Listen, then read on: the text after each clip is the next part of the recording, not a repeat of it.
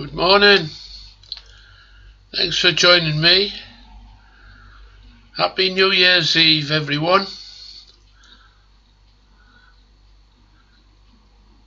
2020 today, 2021 tomorrow.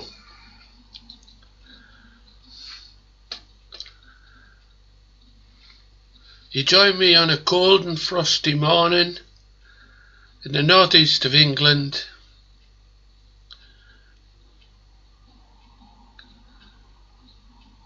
As I gather my thoughts about the scale model tugboat project. As you might gather from my other videos, I do like a winter project.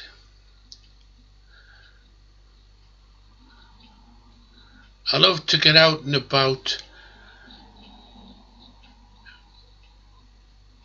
fishing especially, photography as well, but this time of year I don't get out as often, so to combat this isolation I build projects. This year it's a scale model tugboat based on a real world tugboat of the 60s that used to run up and down the River Tees and Teesside in the northeast of England here in the UK. I was an apprentice mechanical fitter at Smith Docks shipyard at Southbank on the Tees and saw these tugboats, of which there was a fleet owned by Tees Towing, and I was even lucky enough to get lifts home occasionally on board the tugboat, so that was a fun time. And here we are. That was the mid-60s. This is 2020 and I'm trying to recreate those memories.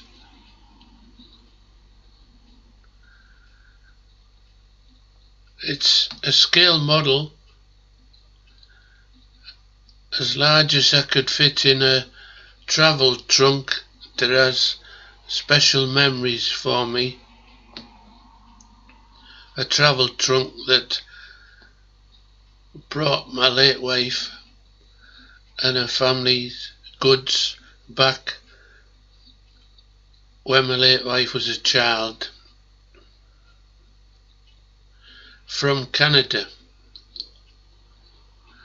Happy-go-lucky child those days, skipping and dancing. She was to become a nursing sister in theatre, and we all know how valuable they are today. So the trunk that Vanessa brought back with her is going to house this tugboat. So the scale has turned out to be a 29th scale. Anyway, back to my thoughts on the project.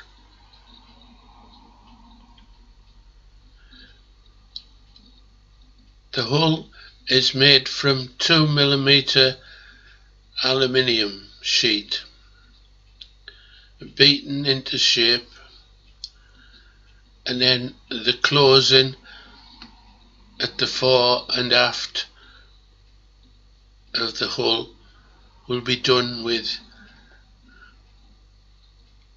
aluminium brazing. More of that later when I get into it. It's a new skill for me. Skill,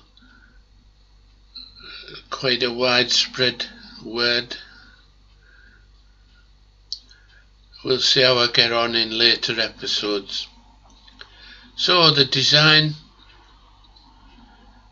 as you can see over my shoulder, we have the hull, the superstructure, and even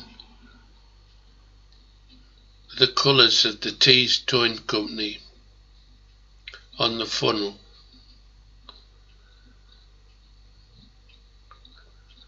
It looks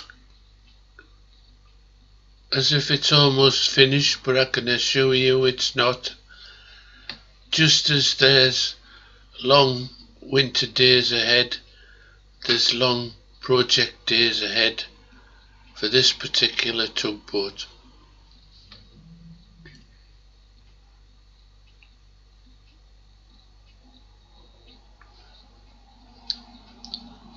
My latest thoughts and actions: a complete redesign of the mounts of the electric motors, of which there are two, and how they exit the hull at the stern.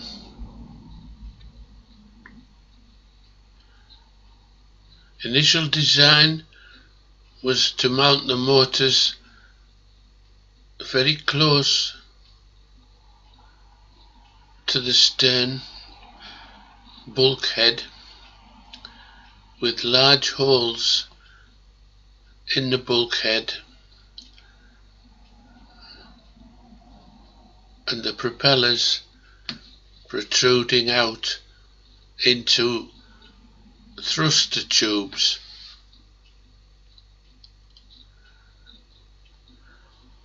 This design is now scrapped.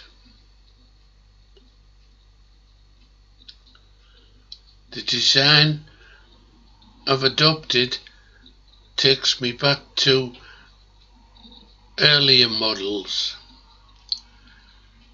and I'd like to show you my Yorkshire Cobble model boat that uses the same principle of having the engine or motor mounted high up in the vessel, a long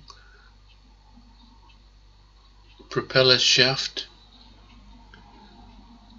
at a shallow angle from the motor down, exiting the hull, and a propeller attached to it. So let's have a little look at the actual parts of the design.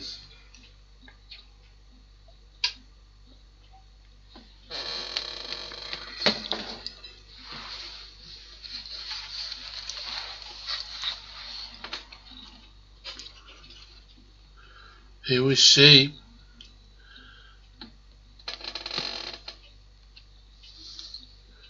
scale model Yorkshire Cobble,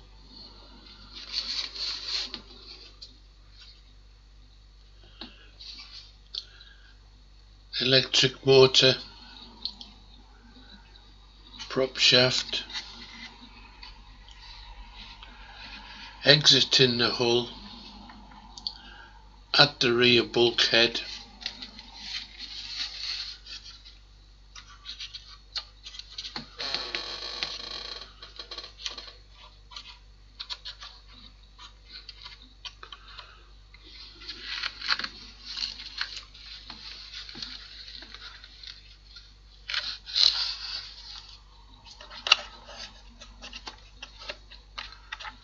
How does it work? Well, you see this tube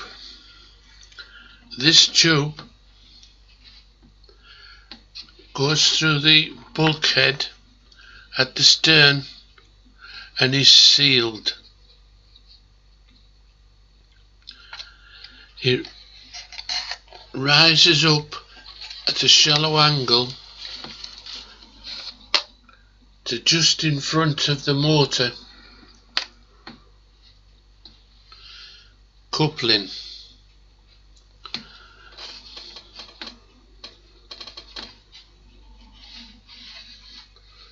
Now, when the propeller turns, the prop shaft rotates inside this prop shaft tubing. So the prop shaft is in the water doing its stuff. This tubing that encases the prop shaft is stationary,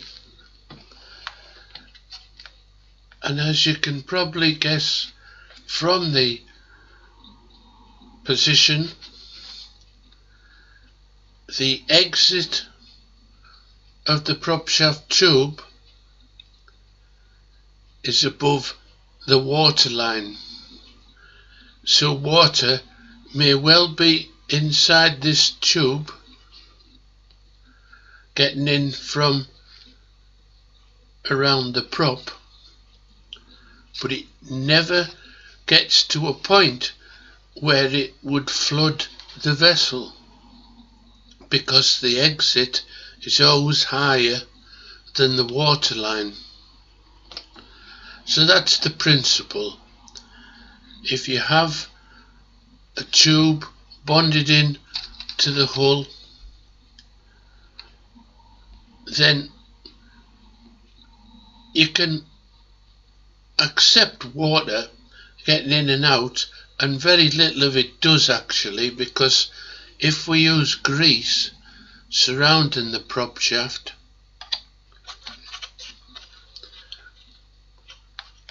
that keeps out a considerable amount of water.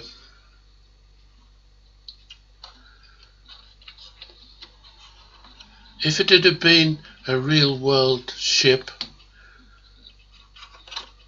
we would have stern tubes and stuffing boxes, all creating friction around the stern tube. In a model, we can do without any friction, so we adopt this principle of let some water, a very tiny amount of stress, let some water into the tube if it so desires, as long as we have the exit of the tube higher than the water level, then it's never going to be a problem.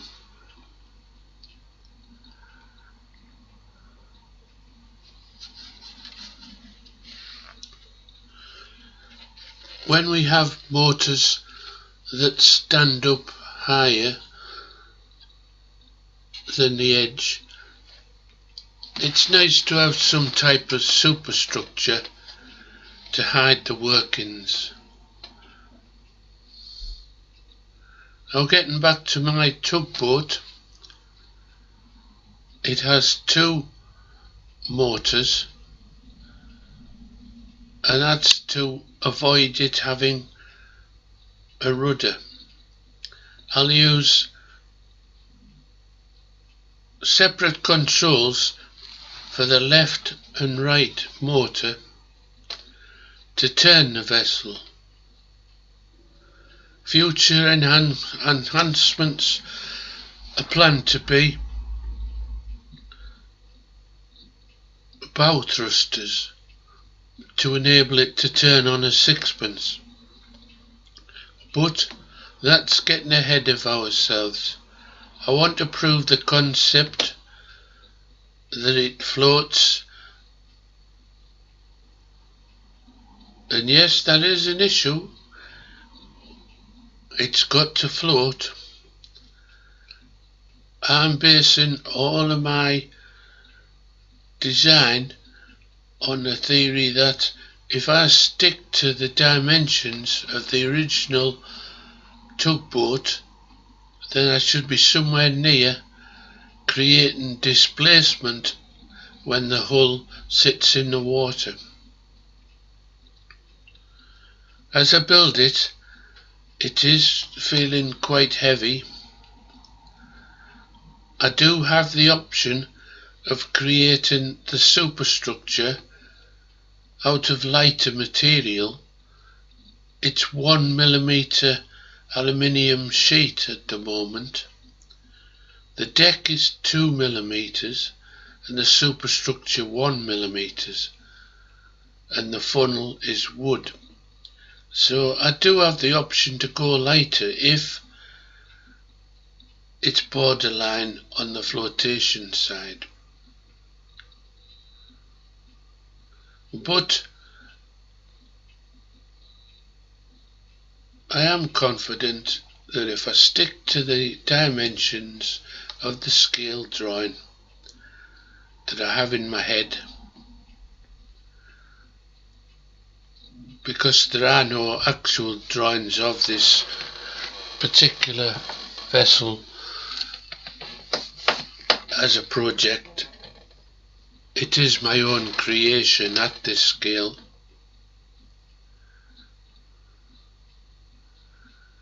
And if I stick to them, I think we'll achieve something that's pleasing and actually works.